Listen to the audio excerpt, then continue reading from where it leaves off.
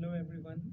Today we will be studying that what are the basics of Python language, how to use it, and what are the key important points that we can keep with us. And it will help for the beginners. Mostly it's for the beginners and those already know about the Python language, so they can also refresh their basic of the language. So basically, firstly, you have to download the latest version of Python from its website, that is python.org. Then it will be instructions for Windows, Mac, and Linux. Then you have to choose a code editor for the Python language, that is mostly Atom, PyCharm, VS Code, Visual Code Studio, and Thorny. Great for it is good for the beginners as well. Then there are some fundamentals for the Python language that we have to understand, and how to store those variables. Variable and data types are there. So there are basic data types are integers, floats.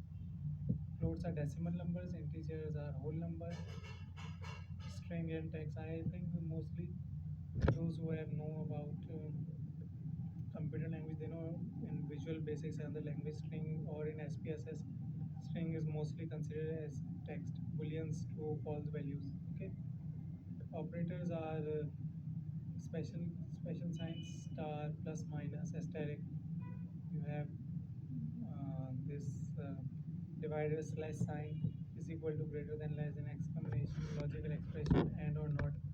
Control flow, if, elif, else, control statements to make decision code, loops, while loop, or for repeat actions. That is, you have to, if you go on music, we have the option of loop, and there. Data structures, lists, tuples, dictionary sets. List is ordered multiple mutable collections. Tuples ordered immutable collections.